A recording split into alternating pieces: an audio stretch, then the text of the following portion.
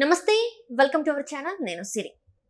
నెల్లూరు లోక్సభ స్థానం నుంచి వైసీపీ నుంచి మన ఆలి గారిని పోటీ చేయమని కోరగా, అయితే తను మాత్రం నేను అక్కడ నుంచి పోటీ చేయను, ఎందుకంటే అక్కడ టీడీపీ నుంచి వెళ్ళి ఒక స్ట్రాంగ్ క్యాండిడేట్ వస్తున్నారు కాబట్టి నేను అక్కడ నుంచి పోటీ చేయను అన్నట్టుగా మనకి వార్తలు వస్తున్నాయి. ఇంతకీ ఆ స్ట్రాంగ్ క్యాండిడేట్ ఎవరు ఏంటి అనేది మనకు వివరించడానికి మనతో పాటు ఉన్నారు ప్రముఖ సీనియర్ జర్నలిస్ట్ డివిఎస్ గారు. నమస్కారం సార్. నమస్తే. సార్, ఇప్పుడు చూస్తున్నట్టయితే వైసీపీలో నుంచి ఇన్ని రోజులు అంటే ఆలి గారి మీద ఆశలు పెట్టుకున్నారు నెల్లూరు లోక్సభ స్థానంలో.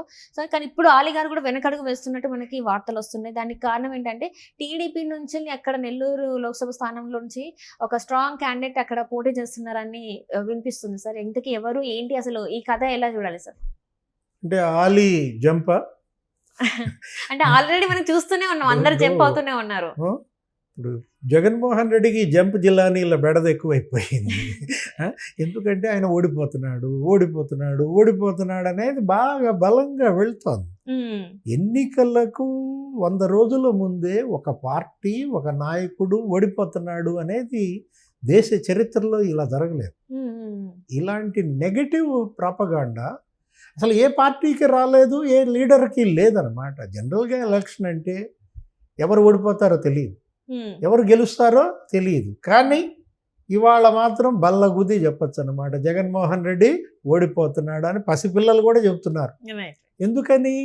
అంతగా అతను జనానికి దూరం అయ్యాడు, అంతగా జగన్మోహన్ రెడ్డి విఫలమయ్యాడు, ఆయన ఏమీ చేయలేకపోయాడు.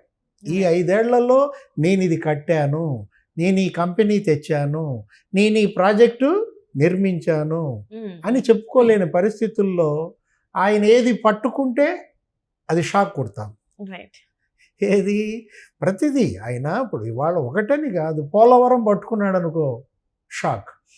ఏమైపోయింది? అక్కడ కాస్త గైడ్ బండ్ కుంగిపోయింది, డయాఫ్రమ్ వాళ్ళు దెబ్బతింది. నిన్న కుప్పంలో ఎక్కడో నీళ్లు వదిలాడంట, అదొక పెద్ద షో అన్నారు. గేట్లు కూడా అవి గేట్లు కాదంట, వీళ్ళు అద్దెకి తీసుకెళ్ళి అక్కడ గేట్లు పెట్టారంట. ఆ నీళ్లు వదిలిన తర్వాత మళ్ళీ ఆ గేట్లు ట్రాక్టర్లో వేసుకుని తీసుకుపోయారంట.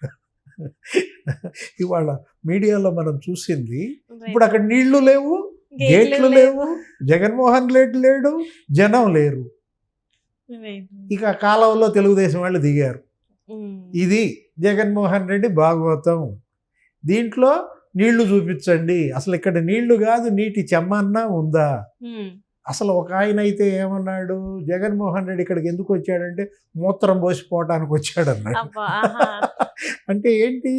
కుప్పం బ్రాంచ్ కెనాల్కి జగన్మోహన్ రెడ్డి వదిలిన నీళ్లు చింతామోహన్ అని మాజీ ఎంపీ దేంతో పోల్చాడు? మూత్రంతో పోలుస్తున్నాడు. దీనికోసమా నువ్వు వచ్చింది అన్నట్టుగా అంత అభాసుపాలైన ముఖ్యమంత్రిగా మిగిలాడు. విశాఖపట్నంలో నువ్వు చూసావు ఫ్లోటింగ్ బ్రిడ్జ్, వాళ్ళ చిన్నాన్న ఓపెన్ చేశారు. ఓపెన్ చేసిన నెక్స్ట్ డేనే అది తెగిపోవడం జరిగింది. 24 గంటల్లో అది ఆయన లెగ్ మహిమ. అసలు వాళ్ళు చేసింది ఏంటి?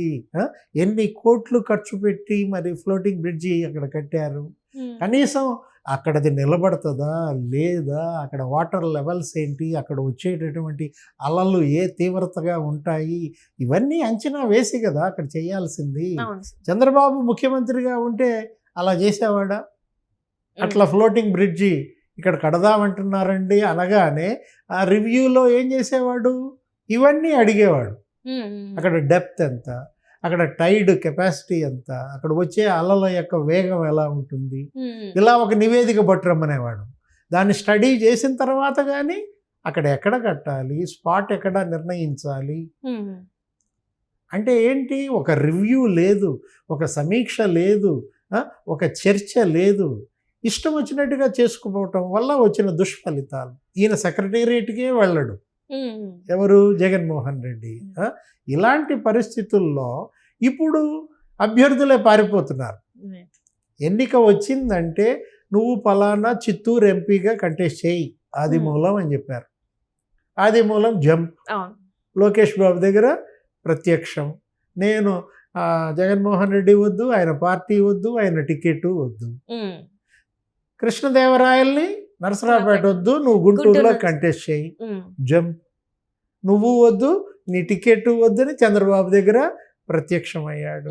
ఇప్పుడు నువ్వు చెప్పింది ఏంటి, నెల్లూరు నెల్లూరు సార్. వేమిరెడ్డి ప్రభాకర్ రెడ్డికి అక్కడ టికెట్ ఇచ్చారు.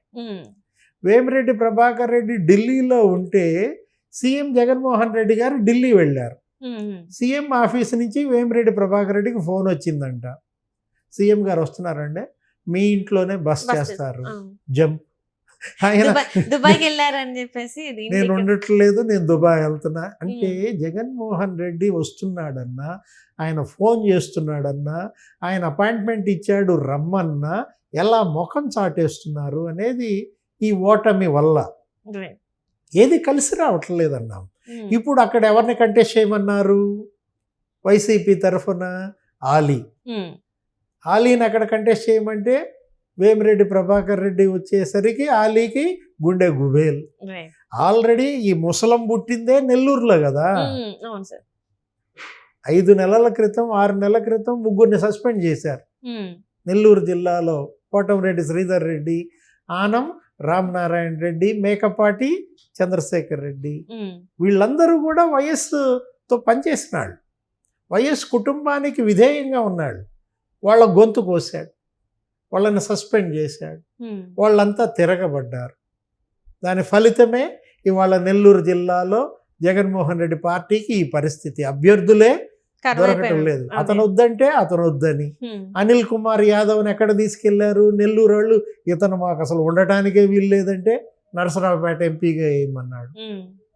ఇలాంటి పరిస్థితుల్లో నెల్లూరులో రేపు 10 సీట్లు స్వీప్ తెలుగుదేశం. నెల్లూరులో ప్రారంభమైన ముసలం నీకు పైకి ఉత్తరాంధ్ర దాకా కొట్టింది, కిందకి కుప్పం దాకా కొట్టిందనమాట. ఎక్కడైతే ముసలం ప్రారంభమైందో ఇప్పుడు అక్కడ భూకంపానికి బలవడానికి ఆలీ సిద్ధంగా ఉంటాడా? ఆలీ పాపం సినిమాల్లో ఏదో ఒక 1000 సినిమాలో యాక్ట్ చేసుకున్నాడు, ₹1 సంపాదించుకున్నాడు. అతనికి రాజకీయాల్లోకి రావాలని ఉంది, అతనికి కూడా ఏదో ఇచ్చాడు కదా అడ్వైజర్. ఎలక్ట్రానిక్ మీడియాలో చేశారు సార్. కానీ ఎవరి వాళ్ళు కాపాడుకోవాలని చూస్తున్నారు, ఎవరి స్కిన్ వాళ్ళు కాపాడుకోవాలని చూసుకుంటున్నారు. మరి ఆలీ కూడా తన స్కిన్ తను కాపాడుకోవాలి కదా. ఇక్కడ చూస్తున్నట్టయితే ఇంతకు ముందు అంటే చాలా ఇచ్చారు మనకి, సపోర్ట్ చేస్తున్నట్టు మాట్లాడినారు. మొన్న మీటింగ్ లో కూడా సపోర్ట్ చేస్తున్నట్టు మాట్లాడినారు. ఈ రోజు టికెట్ ఇచ్చి ఇక్కడ నుంచి పోటీ చేయమంటే ఎందుకు భయపడుతున్నారు సార్? అంటే ఒకవేళ వీళ్ళు ఓడిపోతారని ఒక భయంతోనే ఇట్లా మాట్లాడుతున్నారా, లేకపోతే జగన్ కి వ్యతిరేకత ఉంది జనాలలోనే మాట్లాడుతున్నారా సార్? తీవ్ర వ్యతిరేకత, అవతల ప్రభంజనం కనపడుతోంది.